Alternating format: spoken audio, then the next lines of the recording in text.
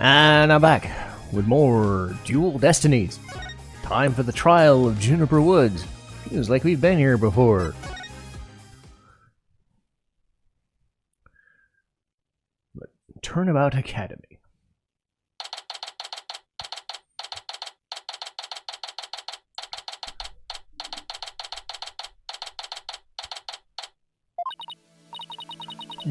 My butterflies in the stomach. So, what's it like having your very own case this time? My heart hasn't raced this fast as I ran that full marathon last year. If it keeps up, you might get a lawyer's high. You know, like the runner's high? Relax. Everyone's nervous their first time. So my fears weren't unfounded. After all, today's prosecutor is terribly brutal and willing to use any means necessary to win a conviction. There's that ends justifies the means concept again. Now that it has come to this, we have no choice but to fight fire with fire. The end justifies the means. I wish he'd stop saying that. That's your method, Professor. I'm going to defend Juniper in my own way. But Miss Sykes, just yesterday you told me...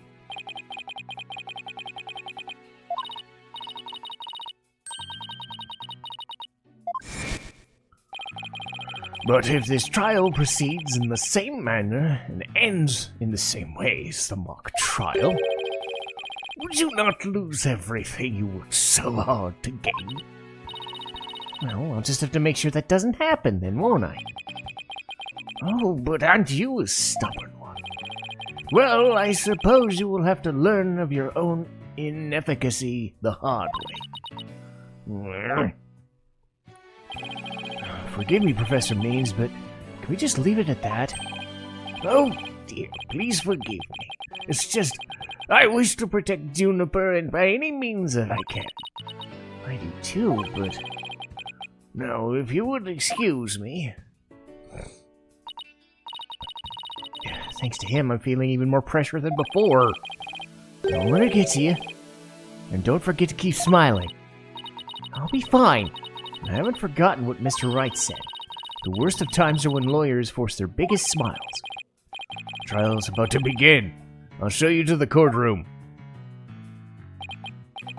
Apollo, I'm counting on you to support Athena this time. Okay, Mr. Wright. Leave it to me. That's right, I have Apollo to back me up. Junie's fate rests in my hands. I won't rest until she walks free.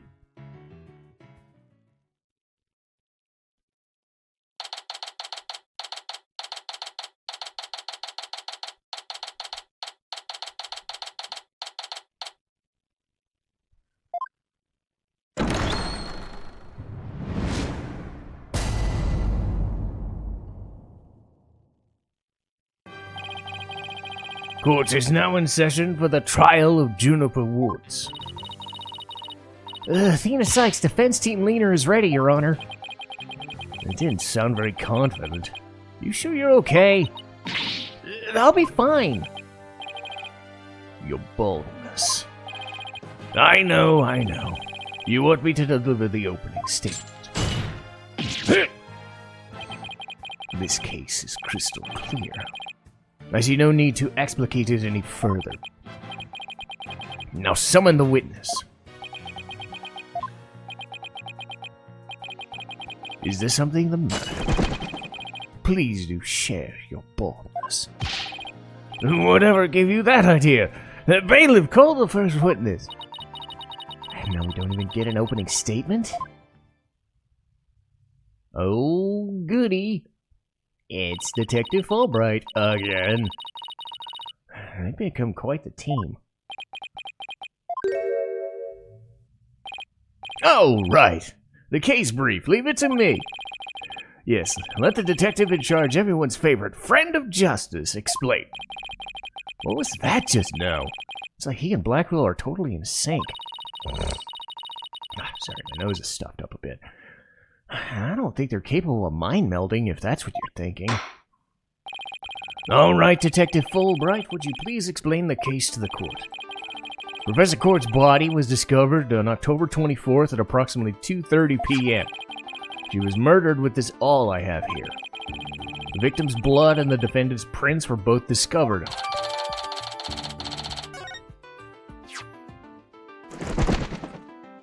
Ah! That stupid hawk. Taka. Yeesh. Okay, so cause of death, blood loose from a stabbing. Yep. That bird can deliver evidence too. Blackwell trained him well. You think Blackwell should train it to not mess with people's hair? Moving right along, the body was discovered on the outdoor stage, although no blood was found there. However, we detected traces of amounts of blood in the third floor art room. In short, murder took place in the art room. So then the body was moved from the art room to the stage? That's precisely the point. And there's also one more piece of irrefutable evidence. A recording made by a tape recorder that the school paper reporter had hid in the art room. It captured a female voice screaming, "You're a goner!" What's this? You have such a recording. Must be from that tape recorder Myriam mentioned. Why is this the first we've heard of that? Silence, please. I'd like to play that tape for you now.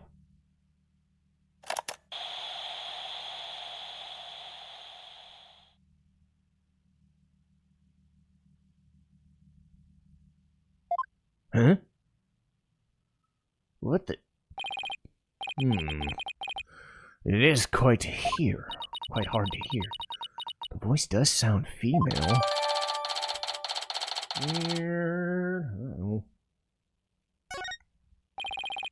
The noise and the low volume of the voice have made voice print analysis all but impossible. And you haven't identified the voice as belonging to the defendant. Not so fast. After all, voice print analysis isn't everything. The victim was killed at night, and then discovered in the afternoon of the next day. Question is, when was the body moved? Oh, I know. Could have been moved in the middle of the night when no one was around. I'm sorry, but no. Campus was full of students that morning. No one reported seeing a body. That means the body moved somewhere before the mock trial when the students and faculty were all gathered in a lecture hall and the rest of the campus was empty. It was during this time that Hugh O'Connor, one of the mock trial participants, found the body. So the prosecution heard about you seeing the body. Wait one moment. If all the students and faculty were gathered in the lecture hall, then there wouldn't have been anyone who could have moved the body. Have no fear. There's always an exception. An exception? The 3 mock trial participants were standing in by individual dressing rooms. They were the only ones with the free access of the deserted campus before the mock trial. What? Then you mean... What would that mean? Those 3 students were the only ones who could have moved the body. In justice we trust. I don't like where this is headed, Athena. Me either. And by those 3, I mean Hugh O'Connor, Robin Newman, and Juniper Woods. I knew it. Please, Detective Fulbright, don't say what I think you're about to say. In justice we trust. I take everyone understands it now. The voice believed to be in the murderer was female. And out of the 3 people who could have moved the body, just 1 is a girl. That leaves the defendant Juniper Woods as the only possibility. Oh, no! It's impressive. He's got you on the ropes even before any cross-examination. You could at least pretend to be upset. A splendid job, Fulbright. That could not have been any clearer.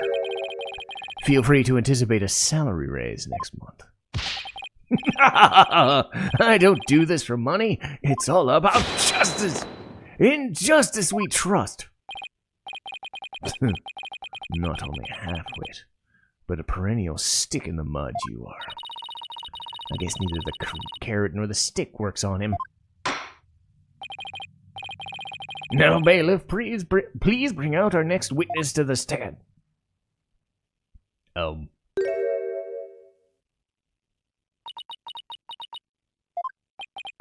So, our first witness is a cardboard box?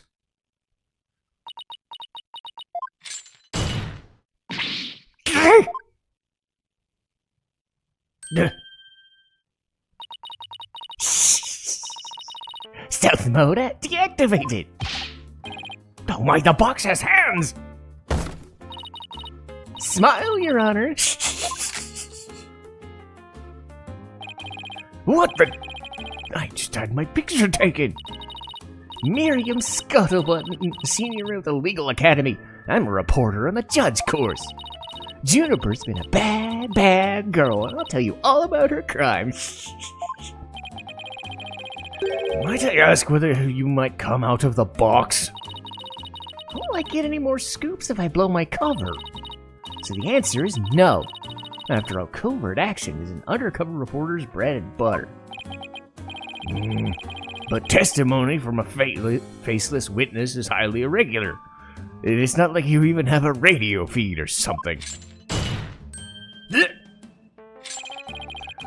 The former ninja I met in the clink said that exposing those who work in the shadows is to pass death sentence on them.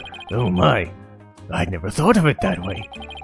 Very well, if you would spare a life, I'll make special exception. Former ninja in prison? Holy Shinto, how can the judge believe this kind of crock? Now your testimony, please. But take care not to reveal your face.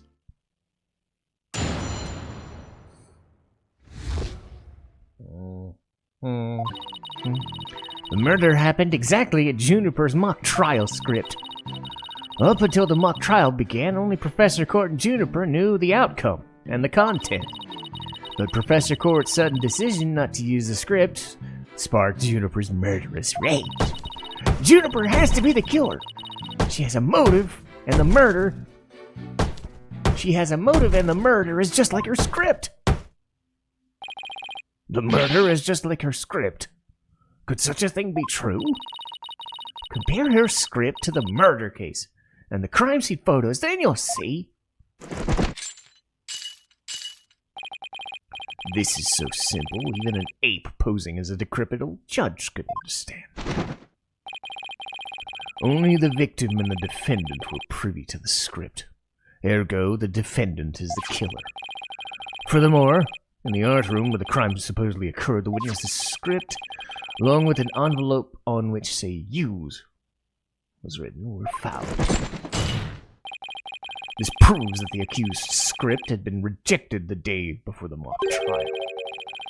She pressed the victim to use her script, an argument ensued, and then the fatal stabbing.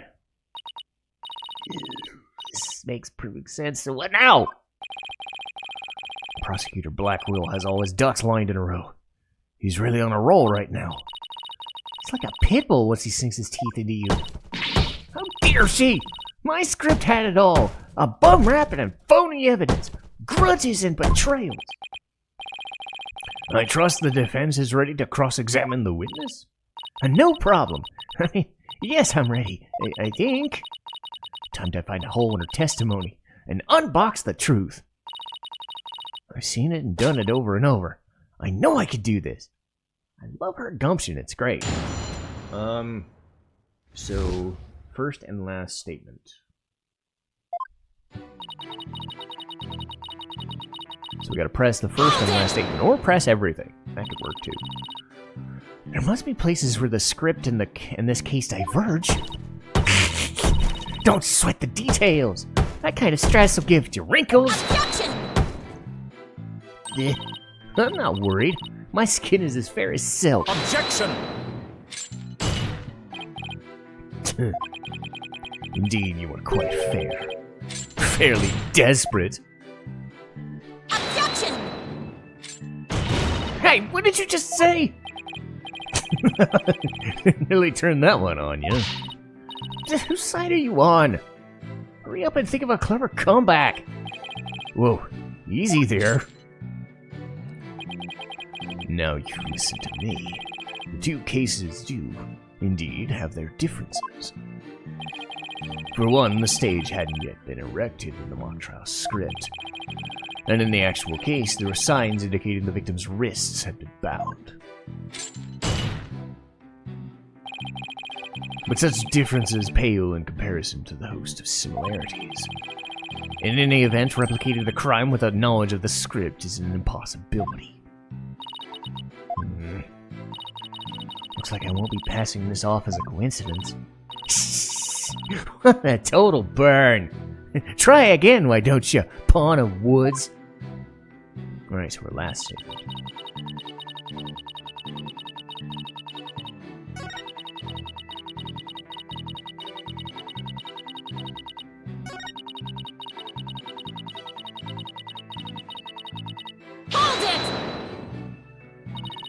Anyone who saw the mock trial could have recreated the crime.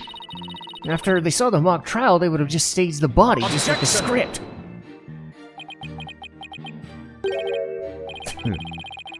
Weary is the trial which pits Hawk against Canary. What did you just say? If he was so weary, he should try anything less. I bet it would save some energy. There's no time for jokes. He just called me a canary. Don't let him get to you. These canaries pick up on things quickly, unlike you. Or just like you. I shan't repeat myself, so listen carefully, Sykes Donut. You, O'Connor, discovered the body before the mock trial even began. How could one stage the body as it is in the script before anyone knew its contents? Well, that's right. Do you even fathom the intricacies that go into staging a crime scene? No, I think not. You have the rudimentary mind of an elementary school child.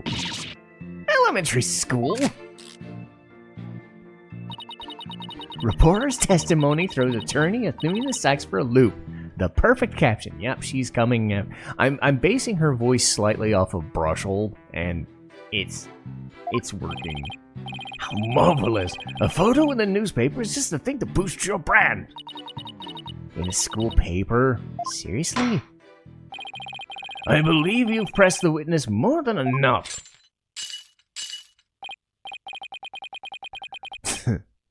Now, do you see how clear-cut my case is? Take it now, and in the fair, desperate mind of yours. Etch it deep, so you may never forget. No. No! Even my arguments get thrown back in my face. Wasn't it supposed to be like this? What am I gonna do? Athena? You should just about have all the answers you've been looking for. Huh? Think about it this way. If the killer knew the details of the mock trial, would they have really committed the crime in the exact same way? I don't follow. Try to place yourself in the killer's shoes. I bet you discover an inconsistency if you do. Oh, I get it! Thanks, Apollo. Miss Scuttlebutt, just so we're clear, you're claiming that the killer intentionally made the crime scene look just like it was in the script. And that's beyond a shadow of a doubt. Not a coincidence. Is that correct? No duh.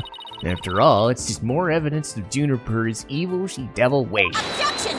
Evil she-devil ways. Huh? What'd I say? Our client made the crime scene look just like the script.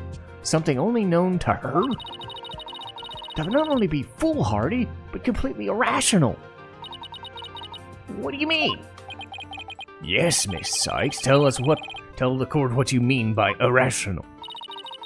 It wouldn't make sense for Junie to mimic her own script on purpose because it would make her the culprit.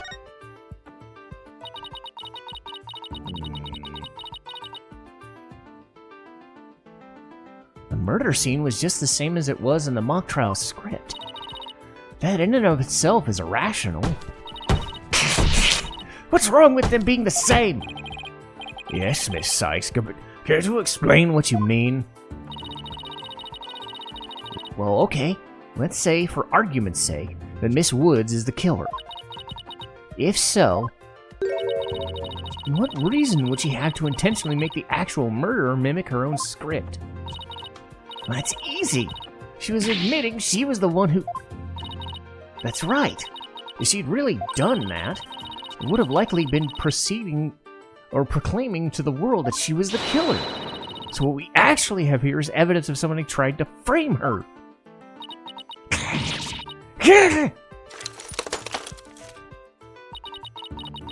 Body was found the day of the mock trial. In short, the day the details were revealed. So it would be completely inconceivable for the murder to go exactly as the script. Don't let it get your head just yet. Objection! Stop trying to break your box, lady.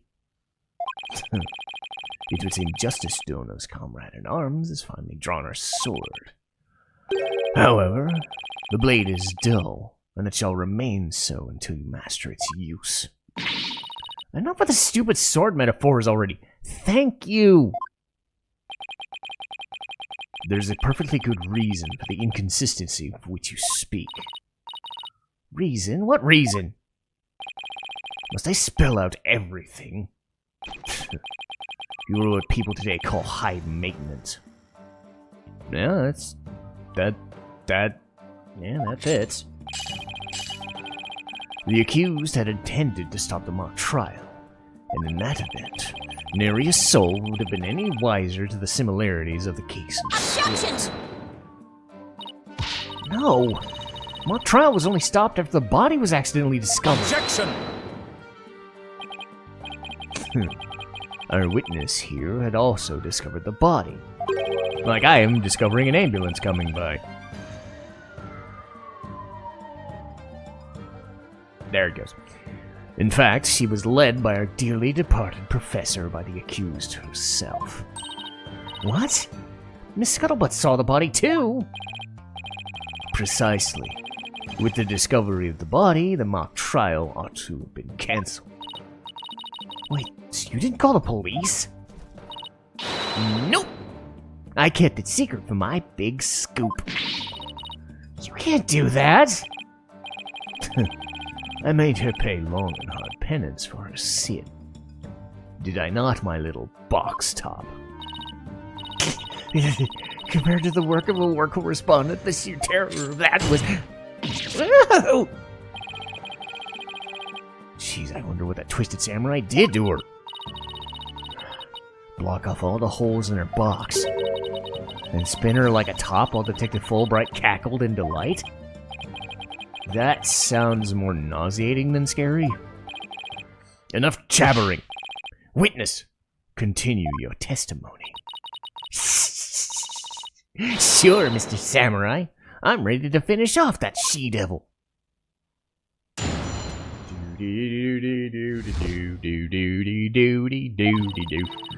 I snuck into Juniper's dressing room while everyone was in the lecture hall. Juniper had changed into her stage costume. I asked her, "What are you doing?"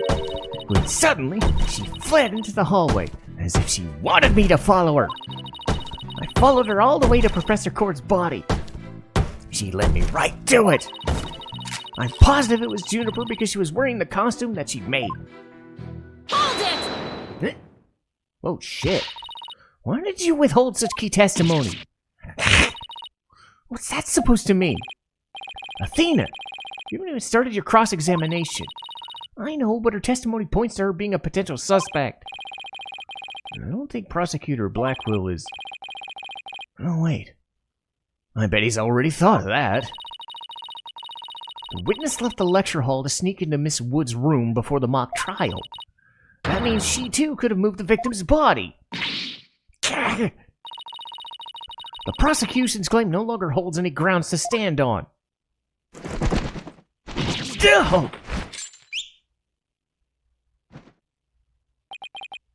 No. No need to ruffle your own feathers so. When you squeak like a little brat, it agitates Taka. Do you want him to peck your eyes out? No thanks. You listen here. The witness had a perfectly good alibi. Oh yeah, I do. Around the estimated time of death, I was at undercover reporter class. It's right near my home. Undercover reporter class? The proverbial rug has been pulled out from under you. The witness could not be the killer. The defense must look before leaping, or at least make sure the rug's secured on the floor. I tried to warn you.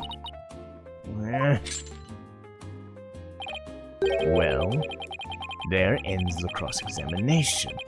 Let's allow the witness to step down. Huh? No, wait a minute! The defense has no right to cross-examine the witness after that little spectacle.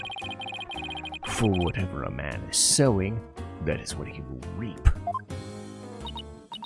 Ugh. Why can't he say you reap what you sow? Very well, if the cross-examination is over, I suppose the witness could go home. Perhaps spend some time in her lovely box and recover from the stressful event. Don't you worry about me, Your Honor. There's no rest for the wicked, or journalists either. My third eye's always eyeing a scoop.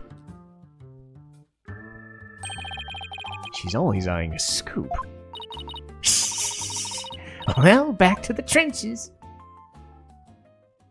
Hold it! Huh? Not so fast! Apollo? There's just one thing I'd like to ask. Did you take a picture of the victim's body?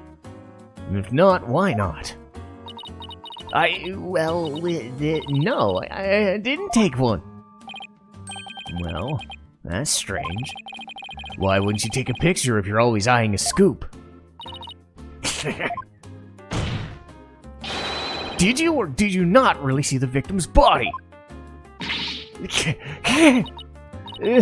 It's not like I actually saw it, but... What the devil? Did you hear that? The witness didn't actually see the body. It completely overturns the prosecution's claim that the witness was led to it. Justice Dono, you dare bear steel at me again? Nice try, Boy Wonder. But what if I didn't see the body? The fact remains that Juniper led me there. Feast your eyes on this one. What exactly am I looking at? It's a crucial moment forever frozen in time by my third eye. A photo clearly showing Juniper Woods. Why did you not tell me of this? It's a shocking scoop that I was saving for just the right moment. And that would be right now, right here in court. Surprise! Ah, crap. What did I do? What did I do? All journalists keep their scoops to the secret to the last moment. She's pretty brave hiding it from Blackwell like that. Or pretty stupid. Well, this is an unexpected turn. Athena, about this picture. See how it only shows the back of the suspect? So then, right. Who knows whether this photo shows Juniper in the first place? Objection! A completely irrelevant point. What is relevant here is there was someone who did try to lead the witness to the body. Take a gander at this. The route by which the accused escaped. The witness pursued the accused this way, after she fled the dressing room.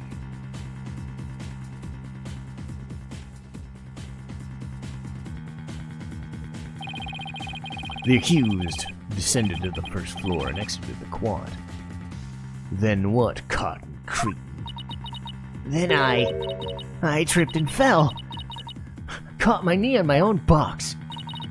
She stayed under her box even while running after someone? Sounds difficult. Recall that the body was only there, for you, O'Connor, had already seen it. She was trying to show someone the body because she wanted to stop the mock trial. Hold it!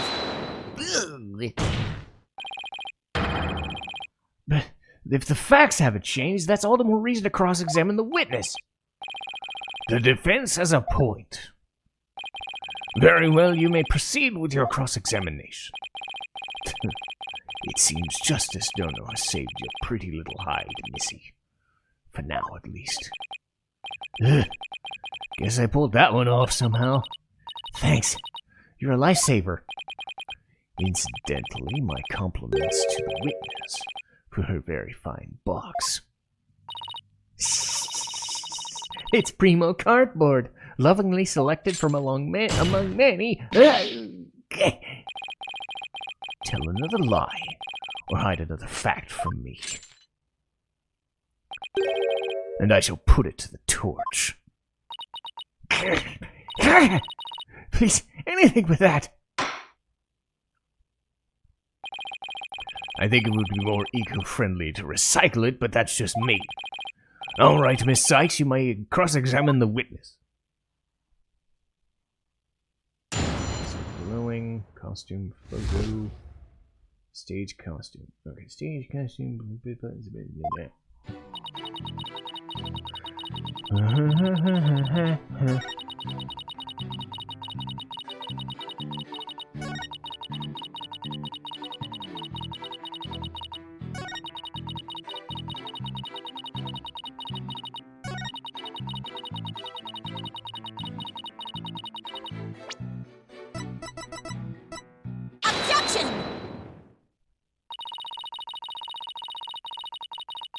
Miss Scuttlebutt's sole basis for identifying the client as the figure in this photo is the fact that it shows someone in Miss Woods' stage costume.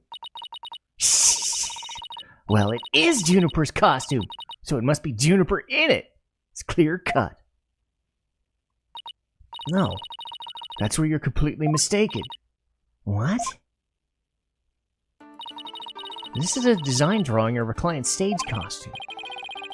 Oh my, what a wonderful creation!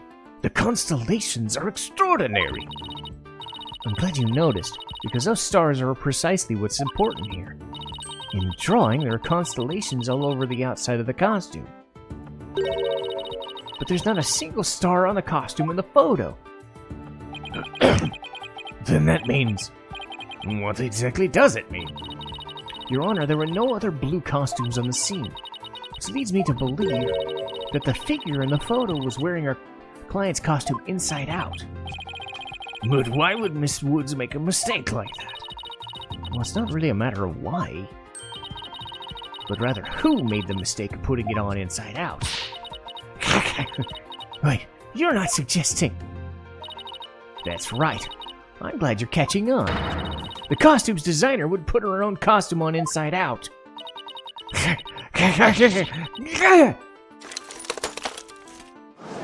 How many of those different things does she have that they keep falling out? And where does it hang where it does, anyway? Sorry, Miss Scuttlebutt, but doesn't believing you had a scoop really didn't mean you're a failure as a reporter? A failure as a reporter? Uh-oh. Oh! Why, hello, Miss Scuttlebutt. So nice to meet the woman beneath the box. You didn't see nothing. Objection! She honestly didn't look that bad. I would have you stop right there, Sykes. Don't know. For it is the why of the matter upon which I would have this court focus. What do you mean? Miss Juniper Woods. Yes? What were you doing on the morning of the mock trial? I was in my dressing room, painting my costume in fluorescent paint. Fluorescent paint? My design drawing shows twinkling stars in the costume. I was going to make the costume shimmer like that, but in the painting by making the inside fluorescent. What was fluoride? Your costume of cavities. Not fluoride, fluorescent. As in glowing. The paint would make it glow in the dark. Yes, so you applied it on the inside of the costume. And then I let it dry for a while because I heard it takes a long time. So I put the costume on my mannequin inside out. Inside out? So then, this is a photograph of the inside out costume taken in the dark.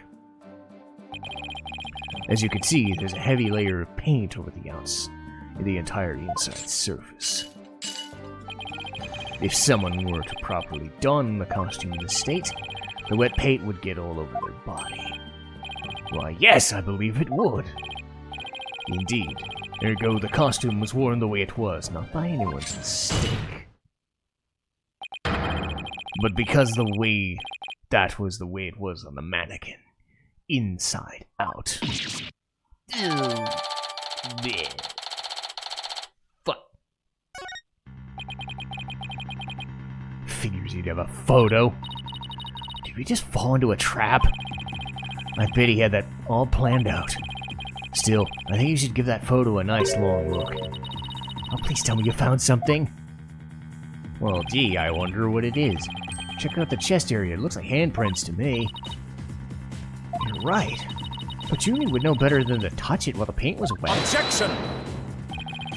I believe the term you describe your thought process is wishful thinking. After all, if master painters make mistakes, why not rank amateurs such as the accused? Objection! So basically, you're saying my claim requires evidence to back it up? Evidence? That shouldn't be a problem. After all, you've come this far. Just because I've come this far doesn't mean I've thought of everything, though. What? You mean you've just been bluffing? What'd you expect me to do?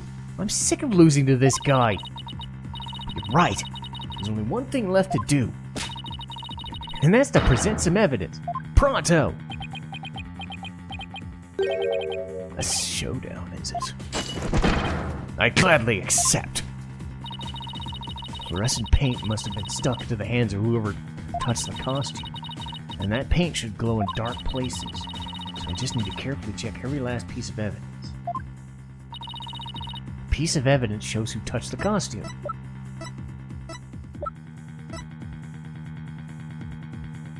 Take that! A school newspaper? Interesting. Take a look at the photo where the lights were dimmed and the spotlights on Miss Woods. Observe Mr. Newman's hand in the photo as he stands at the prosecutor bench. As you can see, it's glowing, just like Miss Woods' fluorescent paint. It is glowing. Quite brightly, I might add. But why would he put fluorescent paint on his hands for the mock trial? The answer is he wouldn't. Not on purpose. It got there when he put the costume on. Oh, that means... What again? It means the figure photographed in the costume was not our client Juniper Woods. It was her classmate, Robin Newman. What?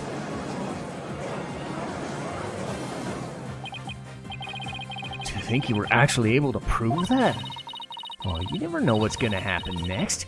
That's the thrill of the courtroom. So then... Does that mean that Robin's our man? Well, that's certainly how it looks. Very well. Robin Newman it is. He is here in the gallery, I trust. Show yourself. I challenge you to a duel. Uh-oh. Oh. Okay. Well, made a bit of a breakthrough to the case. But now I go from Myriam Scuttlebutt to Robin Newman, man! And yes, I'm totally gonna do that the entire freaking cross-examination. It's gonna suck. But I'll do that next time.